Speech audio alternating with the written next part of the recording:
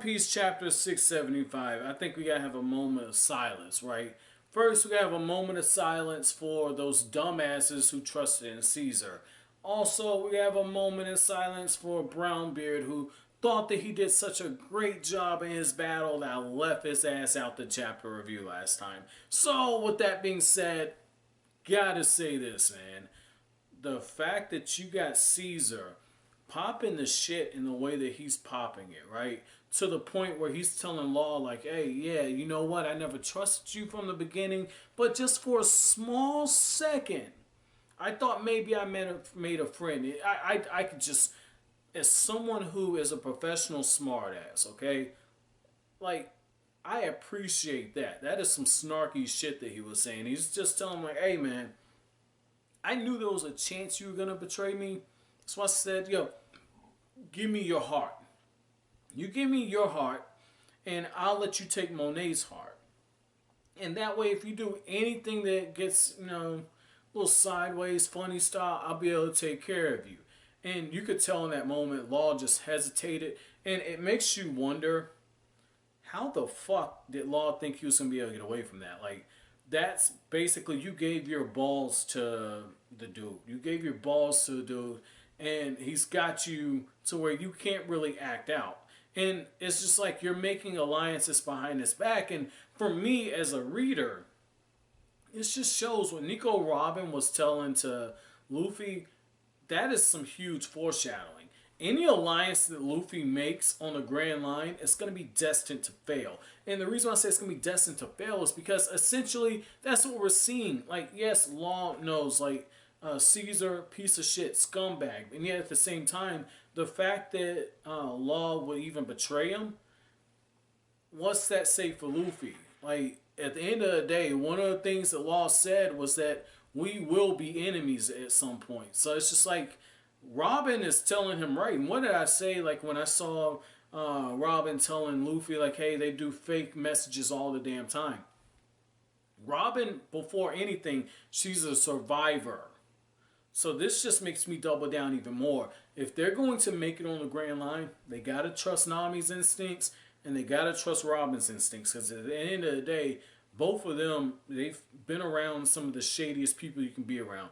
Nami was around all along, hates humans. She's had to basically cat burglar and, kind of, slip in and find her way amongst all the criminals and try to escape. Nico Robin had to read the situation, the atmosphere of the room, go from organization to organization, house to house, room to room, doing everything she can in order to stay alive because she was a wanted criminal. And she's seen organizations fall, like Aokiji was saying back at the end of the Davy Back arc. And it just shows you, like, they have that sixth sense. And it's something that I genuinely believe. I think that when people go through traumatic experiences, on one hand, it's very easy to say they suffer from a form of PTSD, and yet at the same time, they recognize warning signs. And subconsciously, they pick up on it before anyone else does.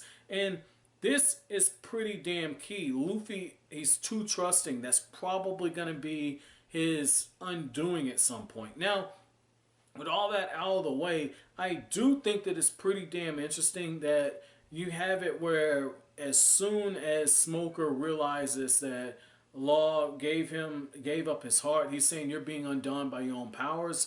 And yet at the same time, because you couldn't defeat Law, you're essentially in the same boat because both of your hearts are in the possession of the enemy now. And so you're essentially going to see a situation where these super powerful people are going to have to rely on others. And that falls into the whole shonen trope. So, I mean, that's going to be interesting to see how Oda kind of, plays all of this off. But what's also interesting about where Oda is trying to take this story, in my opinion, is when you see the broadcast being set up, you got Caesar essentially saying like, oh shit, yeah, you gotta run. Oh fuck, okay, so the wagon's melted. Well, get out of there. Meet me at the lab. I'll pray for you. Them niggas dead. Like, that's essentially the stance that my dude took. That's crazy. That is absolutely crazy. And the fact that, again, like, we've seen it where he doesn't have a moral compass. He doesn't mind.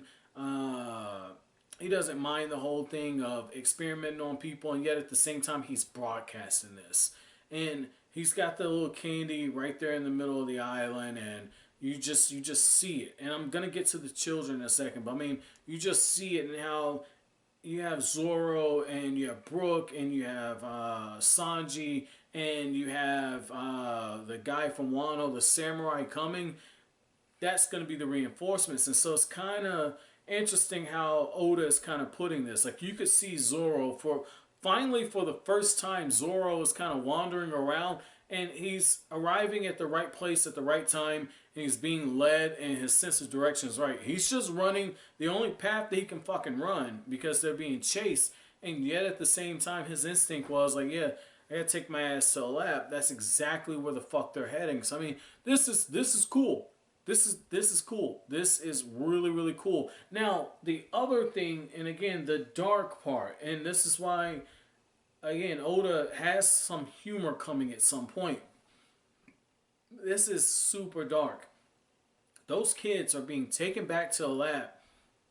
And you have one of them, I think it's like the little girl. She's looking and she's saying, I'm starting to get scared. I don't like this place.